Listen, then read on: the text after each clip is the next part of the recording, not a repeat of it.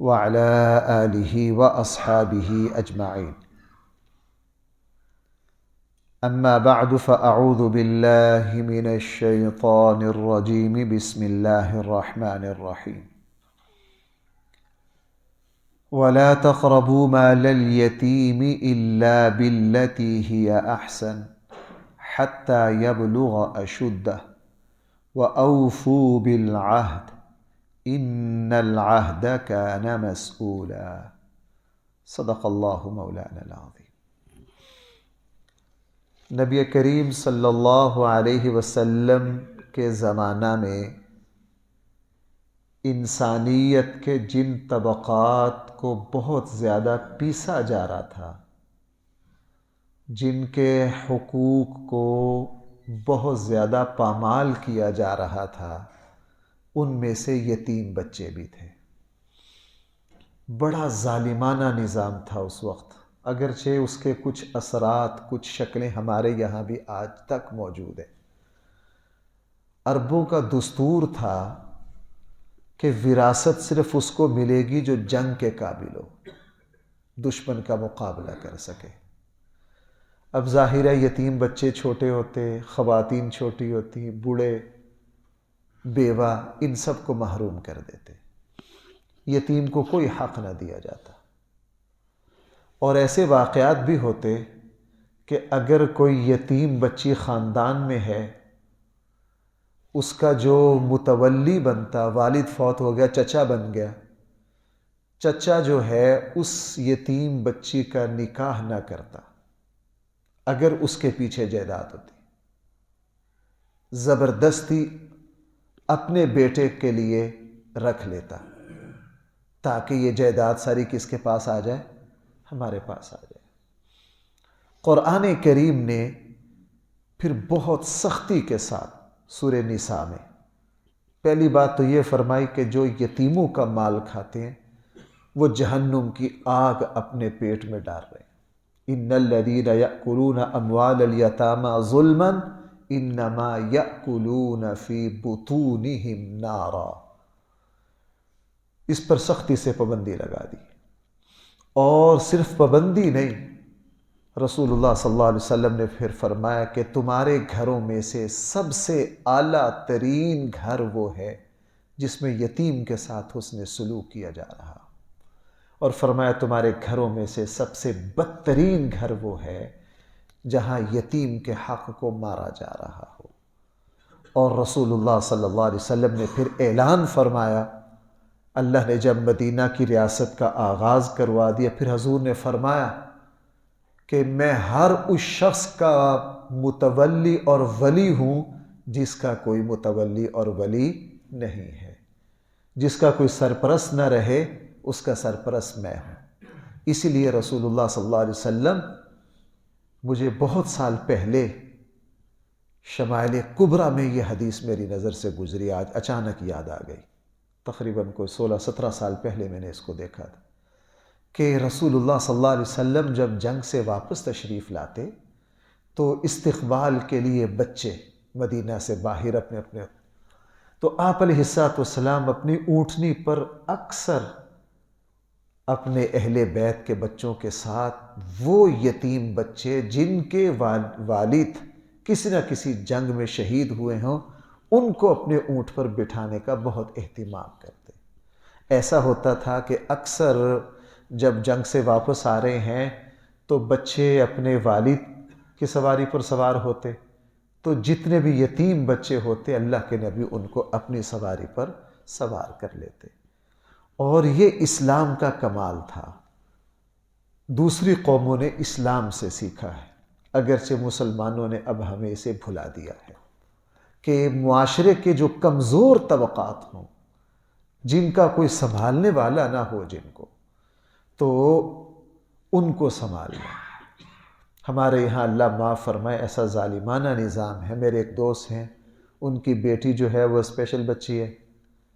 اب ان کو کسی جگہ کچھ رکھنا ہے کچھ عرصہ کے لیے، تو سیالکوٹ میں جو سب سے سستی جگہ ہے وہ کہتی ہیں جی یومیہ 6,000 دینا.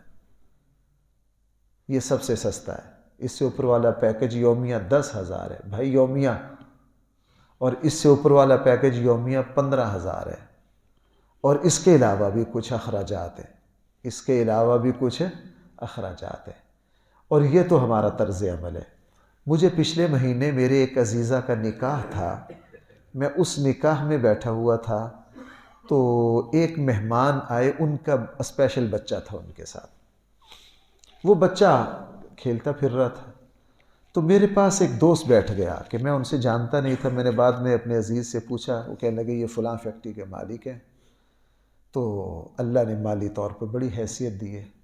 اس نے مجھ سے پوچھا یہ بچہ کس کا ہے، بتایا، اس نے بچے کو بلایا، اچھی طرح چیک کیا، پھر اس نے اپنا سنایا، اس نے کہا جی ہمارا بھی اس طرح کا ایک اسپیشل بچہ ہے، کینیڈا میں میرے بھائی ہوتے ہیں، اس کی عمر 41 سال ہے، کہنے لگے جب وہ بچہ پیدا ہوا نا، ظاہر ہے وہاں ہسپتال میں معاملات ہوتے ہیں، ساری رپورٹیں آگے کہ یہ بچہ نارمل نہیں ہے، تو ہسپتال نے بچہ دینے سے انکار کر دیا، پہلے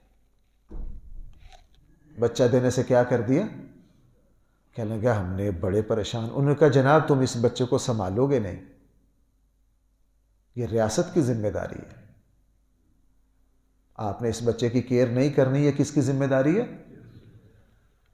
ہم نے انہیں کہا ہم اس کو اپنی اولاد سے، اپنی دوسری اولاد سے زیادہ اہمیت کے ساتھ پالیں گے، کوئی نہیں، یہ تو اللہ کے فیصلے ہیں۔ اور بھائیو میری ایک بات سنو، رسول اللہ صلی اللہ علیہ وسلم نے فرمایا اللہ تمہیں رزق تمہارے کمزور اور فقراء کی وجہ سے دیتا ہے۔ میں نے یہ بہت دیکھا ہے زندگی میں نے بہت دیکھا ہے کہ گھر میں، خاندان میں جو کمزور بچے پیدا ہو جائیں، پورا خاندان انہی بچوں کی وجہ سے پلتا ہے۔ میرے یہاں اب تو وہ صاحب فوت ہو گئے، اور جو ان کے بچے تھے وہ مجھ سے کو 2 سال بڑے تھے، ہمارے محلے میں نے ان کے والد سے خود سنا، مجھے ایک مرتبہ کہنے لگے حافظ صاحب جب یہ بچہ پیدا نہیں ہوا تھا میں بالکل کنگلا اور خالی تھا، جب یہ بچہ آیا تو اللہ نے مجھے زمینیں، جائیدادیں، سارا کچھ دے دیا، مجھے یوں لگتا ہے کہ اس بچہ کی وجہ سے ہی مجھے سارا کچھ ملا۔ انہوں نے کہا جی ہم بچہ آپ کو نہیں دیں گے، آپ اس بچے کو سنبھالو گے نہیں، کہنے لگے ہمیں بڑی ضمانتیں دینی پڑی، انہوں نے فارم پر کروائے، اور انہوں نے ہمیں پوری لسٹ دی کہ اس بچے کی یہ ساری چیزیں پوری ہونی چاہیے، اور پھر انہوں نے ہمیں وارننگ دی کہ وقتاً فوقتاً ہماری ٹیم چیک کرے گی، اگر آپ نے اس بچے کی کیئر نہ کی تو ہم یہ بچہ چھین لیں گے آپ سے۔ کہنے لگے جی آج 41 سال کا ہو گیا، جب انہوں نے ہمارا ہسپتال سے ہمیں اجازت دی تو اسی مہینے بچے کا وظیفہ جاری ہو گیا۔ کہنے لگے 41 سال ہو گئے بچے کا وظیفہ ملتا ہے۔ شروع میں ٹیمیں جو ہیں پہلے 2-3 سال اچانک آ کے چیک کرتی تھی، اس کی صحت چیک کرتی، اس کا لباس چیک کرتی، کہنے لگے وہ پھر جو کہ ظاہر ہے ہمارے مشرقی روایات ہیں اپنی اولاد کو سنبھالنا، جب انہوں نے 2-3 سال تک دیکھا نا کہ یہ بچے کی پوری کیئر کر رہے ہیں، کہنے لگا پھر خوش ہو کے انہوں نے ہمیں سرٹیفکیٹ دے دیا کہ آپ، کہنے لگا اب بھی اس بچے کی تمام سہولیات اور ہر چیز ریاست کی طرف سے ہے، اور ان کی طرف سے یہ کہ جس وقت آپ اس بچے کو سنبھال نہ سکیں تو یہ بچہ فوراً ہمارے حوالے کرنا ہے، یہ بچہ فوراً کیا کرنا ہے۔ تو بھائی اچھا، چونکہ مسلمانوں کو اپنے دین کا پتہ نہیں، یہ ان کی خوبی ہے، لیکن اس کی موجد وہ نہیں ہے۔ بھائی میں کیا کہہ رہا ہوں، اس کے موجد وہ نہیں ہے، اس کے موجد کون ہے؟ ہاں، قرآن ہے، رسول اللہ صلی اللہ علیہ وسلم ہے۔ اب یہاں رسول اللہ صلی اللہ علیہ وسلم نے کیا فرمایا؟ وَلَا تَقْرَبُوا مَالَ الْيَتِيمِ، یتیم کے مال کے قریب بھی۔ میں نے آپ کو سنایا تھا حضرت عمر رضی اللہ عنہ فجر کی نماز پڑھانے آ رہے تھے، فجر کی نماز میں لیٹ ہو گئے، صحابہ اکرام نے عرض کیا جی امیر المومنین خیر ہے آج فجر میں لیٹ ہو گئے، کہنے لگے ایک لاوارث بچہ مل گیا تھا راستے میں، میرے لیے ضروری تھا کہ پہلے میں اس بچہ کی حفاظت اور اس کی انا کا انتظام کرتا، پھر میں نماز کے لیے آتا، اس لیے لیٹ ہو گیا۔ پہلے تمام انتظامات مکمل کیے اور پھر آ کر نماز پڑھائی۔ بہرحال قرآن نے فرمایا وَلَا تَقْرَبُوا مَالَ الْيَتِيمِ، یتیم کے مال کے قریب نہ جاؤ۔ اسلام میں یتیم کسے کہا جاتا ہے؟ حضرت علی رضی اللہ عنہ فرماتے ہیں میں نے رسول اللہ صلی اللہ علیہ وسلم سے یہ سنا، جب تک بچہ نابالغ ہو وہ یتیم ہوتا ہے، اسلام میں جب بچہ بالغ ہو جائے تو اس کو یتیم نہیں کہا جا سکتا۔ جس بچے کا والد فوت ہو جائے اور وہ بچہ نابالغ ہو وہ یتیم ہے، اس کے سارے احکام یتیم کے ہیں۔ بچہ بالغ ہو جائے یتیمی میں سے ختم ہو جاتا ہے والد کے فوت ہونے کے بعد۔ اب یہاں قرآن نے فرمایا یتیم کے مال کے قریب نہ جاؤ الا باللتی ہی احسن، مگر کس طریقے سے؟ اچھے طریقے سے۔ اس کی کچھ تفصیل سورہ نساء میں ہے۔ فرمایا کہ اگر کوئی بچہ یتیم ہے اور وہ تمہاری کفالت میں آ گیا ہے، تم اس کے بڑے بھائی ہو یا تم اس کے چچا ہو، تو اس کے مال کو اس طریقے سے استعمال کریں کہ اس کا مال کم نہ ہو جائے۔ تجارت میں لگانا ہے پوری سمجھداری سے لگاؤ، حفاظت کرنی ہے اچھے طریقے سے حفاظت کرو تاکہ اس بچے کا کہیں نقصان۔ ہاں جب یہ بچہ بالغ ہو جائے، قرآن نے وہاں فرمایا حتیٰ یبلغ اشدہ، جب وہ اپنی جوانی کو پہنچ جائے تو بھائی پھر اس کو اس کا مال واپس کر دو، پھر اپنے پاس رکھ نہیں سکتے۔ بالغ ہو جائے، فقہا نے اپنے اپنے زمانے کے اعتبار سے رائے قائم کی ہے۔ امام اعظم ابو حنیفہ رحمہ اللہ نے فرمایا جب وہ اس عمر کو پہنچ جائے کہ اپنے نفع نقصان کو سمجھتا ہو اور اپنے مال کی حفاظت کر سکتا ہو تو پھر یتیم کو اس کا مال بھائی کیا کر دو، 100% طریقے سے واپس کر دو۔ اور بھائی اس میں بنیادی بات یہ ہے کہ جو دوسروں پر رحم کرے گا اللہ تعالیٰ اس پر رحم کرے گے۔ حدیث مسلسل بالاولیت ہے یہ، بھائی میری بات سننا، حدیث مسلسل بالاولیت۔ مجھے بھی الحمدللہ 2 استادوں سے اس حدیث کی اجازت ہے۔ ایک صحابی جب حضور کی خدمت میں آئے، انہوں نے سب سے پہلے اگر اللہ کے نبی سے کوئی حدیث سنی، کوئی خاص عمل کرتے تو اس نے اسی طرح آگے سنا دی۔ مثلا ایک صحابی حضور کے پاس آئے، اللہ کے نبی نے انہیں عجوہ کھجور کھلائی اور اس کے بعد ویسے اللہ کے نبی نے کوئی بات سنی، صحابی نے اسی ادا کو محفوظ رکھا۔ اپنے شاگردوں کو جب وہ حدیث لگے نا سنانے تو انہوں نے پہلے اپنے شاگردوں کو عجوہ کھجور کھلائی، پھر وہ حدیث سنائی۔ وہ آج تک سلسلہ چلا آ رہا ہے، مسلسلات بہت زیادہ ہیں۔ مجھے بھی 40 کے قریب مسلسلات کی اپنے اساتذہ سے اجازت ہے۔ ان میں سے ایک یہ ہے کہ محدثین تابعین سے، تبع تابعین سے، کہ وہ اپنے شاگردوں کو سب سے پہلے کون سی حدیث سناتے تھے، تو اس کو کہتے ہیں حدیث مسلسل بالاولیت، یعنی یہ وہاں سے لمبا سلسلہ چلا آ رہا ہے۔ ہر استاد نے اپنے تابعی نے تبع تابعی کو، تبع تابعی نے آگے آگے آگے آگے آگے آج تک۔ تو میں نے جن استادوں سے جب ہم ان کی خدمت میں حاضر ہوئے، انہوں نے بھی سب سے پہلے ہمیں یہ حدیث سنائی۔ وہ سب سے پہلے وہ کون سی حدیث ہے؟ الراحمون، اے رحم کرنے والو، ارحموا من فی الارض، تم زمین پر بسنے والوں پر رحم کرو، یرحمکم من فی السماء، آسمان والا کیا کرے گا؟ تم پر رحم کرے گا۔ بھائیو ایک بات کو پلے باندھ لو، جو جتنا رحم کرے گا اللہ اس پر اتنا ہی رحم کرے گا، چونکہ وہ رحمان و رحیم ہے۔ میں نے ایک بات دیکھی ہے، سخی بندے کو نا دوسرے سخاوت کرتے اچھے لگتے ہیں اگر اس کی سخاوت انا کے لیے نہ ہو۔ آپ ماشاءاللہ صف اول کے نمازی ہیں نا، تو بھائی اگر کوئی اور نوجوان 2-4 دن پہلے آپ کے ساتھ صف اول میں آ کر بیٹھنے لگے تو آپ کو وہ برا لگتا ہے یا اچھا لگتا ہے؟ آپ اس کو دیکھ کے خوش ہو جاتے ہیں۔ آپ اس کو دیکھ کے کیا ہو جاتے ہیں؟ آپ حج پر جا رہے ہیں، آپ کو پتہ چلا 8-10 دن کے بعد کہ میرے محلے کا فلاں بھی جا رہے ہیں حج پر، تو آپ ان کو دیکھ کے خوش ہوں گے، پریشان ہوں گے؟ آپ خوش ہو جائیں گے۔ یہی معاملہ اللہ کا ہے۔ اللہ تعالیٰ سب سے بڑے مہربان ہیں، سب سے بڑے رحیم ہیں۔ اللہ تعالیٰ جب اپنے بندوں کو رحم کرتا دیکھتے ہیں نا، دیکھو میں نے اس مضمون کو شاید کسی جگہ تفصیل سے بیان کیا تھا کہ انسانوں میں جتنی خوبیاں ہیں یہ اللہ تعالیٰ کی صفات کے چھوٹے چھوٹے ذرات ہیں۔ یہ اللہ تعالیٰ کی صفات کے بھائی کیا ہیں؟ چھوٹے چھوٹے ذرات ہیں۔ اس لیے ہم کہتے ہیں الحمدللہ، ساری تعریفیں کس کے لیے؟ یہ صفات 100% تو ہے کس میں؟ اللہ میں۔ اللہ نے اپنی مخلوق پر اپنا جمال ڈالا، اپنا عکس ڈالا، تو اللہ تعالیٰ کی صفات کے کچھ ذرے ساری مخلوق میں کیا ہو گئے؟ تقسیم ہو گئے۔ بھائی آپ نے وہ حدیث نہیں سنی کہ اللہ تعالیٰ کی رحمت کے کتنے حصے ہیں؟ 100، 99 اللہ نے اور ایک دنیا میں۔ حدیث حضور نے کیا فرمایا کہ جانور کو، گھوڑے کو، گھوڑی کو جب دیکھتے ہو کہ وہ اپنا پاؤں بچا لیتی ہے کہ بچے پر نہ آئے، یہ اس 100ویں حصے کا پتہ نہیں اربواں کھربواں حصہ اس گھوڑی کو ملا ہے، تو وہ اتنی مہربان ہے۔ 100واں حصہ نہیں ملا، 100ویں حصے کا۔ ہاں، تو آپ اللہ کا اندازہ لگا لیجئے۔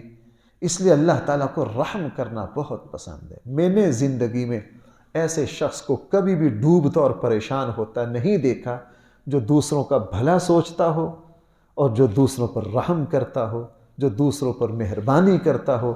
اللہ ایسے بندے کو بے یار و مددگار نہیں چھوڑتے۔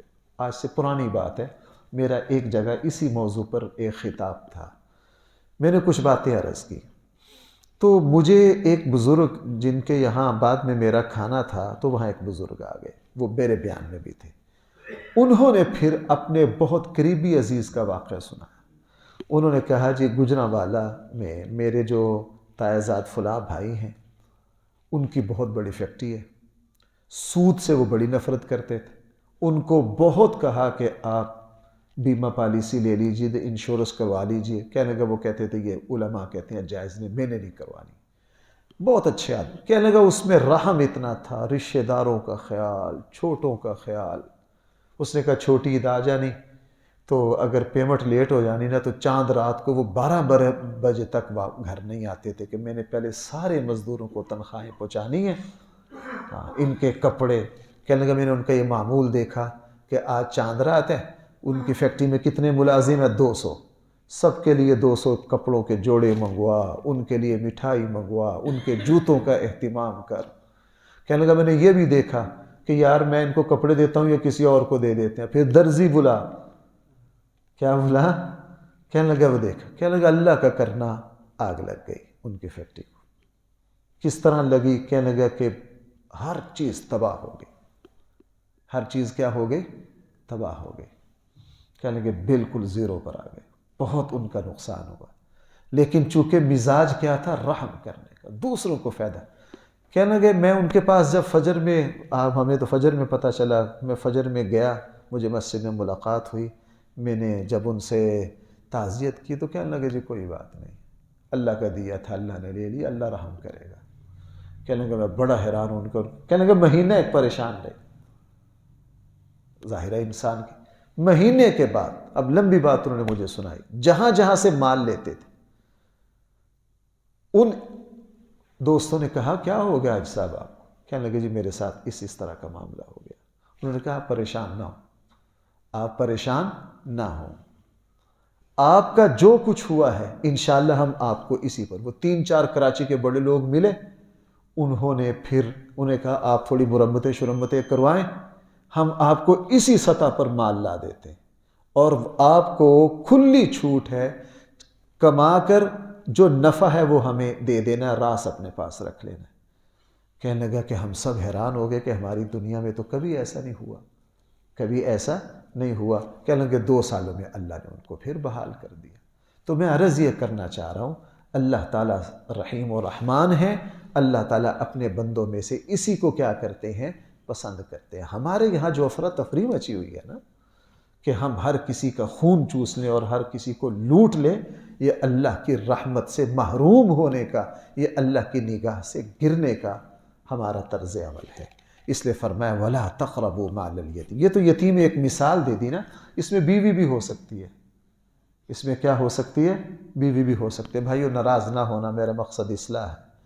یہاں بہت سے دوست جمعہ پڑھتے ہیں، درسوں میں آتے ہیں، خواتین مجھے کہتی ہیں مفتی صاحب ہمارے ساتھ آپ کے مرید ہیں، فلاں ہیں، یہ زیادتی کرتے ہیں، یہ کرتے ہیں، یہ کرتے ہیں۔ اب دیکھو میں کسی کو نام لے کر کہنے سے بھائی فتنہ ہوتا ہے، اور یوں کہنے یہ دین کی تربیت کا طریقہ بھی نہیں۔ ہم نے تو عمومی طور پر بات کرنی ہوتی ہے نا۔ میں ان خواتین کو یہ کہتا ہوں میری بہن میں نام لے کر تھوڑی کہہ سکتا ہوں، میں ان کو بلا کر تھوڑی اصلاح کر سکتا ہوں، اس سے تو گھر خراب ہو جائے گا۔ لیکن بھائیوں نظر ڈالو اپنے دائیں بائیں، بیوی بھی، بچے بھی، رشتہ دار بھی، ہم کسی پر ظلم نہ کریں۔ رسول اللہ آئے ہائے، کل میں ایک حدیث سوچ رہا تھا، رسول اللہ صلی اللہ علیہ وسلم، اللہ کے نبی نے فرمایا، یا اللہ مجھے جب دنیا سے اٹھائے مجھے مظلوم بنا کے اٹھانا، مجھے ظالم بنا کے نہ اٹھانا۔ یہ بات کیوں فرمائی؟ اس لیے کہ مظلوم پر اللہ کا بھائی کیا ہے؟ فضل ہے۔ مجھے کبھی بھی ظالموں کی صف میں اکٹھا نہ کرنا، اے میرے اللہ مجھے جب بھی دنیا سے اٹھانا کیا بنا کے اٹھانا؟ مظلوم بنا کے۔ اس لیے فرمایا وَلَا تَقْرَبُوا مَالَ الْيَتِيمِ، تم یتیم کے مال کے قریب نہ جاؤ، إِلَّا بِالَّتِي هِيَ أَحْسَنُ، ہاں یتیم کے مال کے تباہ ہونے کا خطرہ ہو، اس کے کم ہونے کا خطرہ ہو، اس کے خراب ہونے کا خطرہ ہو، إِلَّا بِالَّتِي هِيَ أَحْسَنُ، تو اچھے طریقے سے یتیم کے مال کو کاروبار میں لگاؤ، سنبھالو۔ کب تک رکھ سکتے ہو؟ حَتَّى يَبْلُغَ أَشُدَّهُ، یہاں تک کہ وہ اپنی جوانی کو پہنچ جائے، پھر اس کا مال اس کے حوالے کر دو۔ اللہ تعالی ہم سب کو صحیح فہم عطا فرمائے۔ الحمدللہ رب العالمین، والصلاة والسلام على سید الانبیاء والمرسلین وعلى آلہ واصحابہ اجمعین۔ ربنا آتنا فی الدنیا حسنہ وفی الآخرۃ حسنہ وقنا عذاب النار۔ اے اللہ غزہ کے مسلمانوں کی مدد فرما، اے اللہ فلسطین کے مسلمانوں کی مدد فرما، اللہ ہمارے قبلہ اول کو یہودیوں کے قبضے سے آزاد کروا، اے اللہ عالم اسلام کے حکمرانوں کو غیرت عطا فرما، اے اللہ مسلمانوں کو اس قابل بنا دے، اے اللہ غزہ کے مظلوم مسلمانوں کی مدد فرما، اے رحیم ان پر رحم فرما، اے رحمان ان پر رحم فرما۔ صلی اللہ تعالی علی خیر خلقہ سیدنا مولانا محمد وآلہ وسلم۔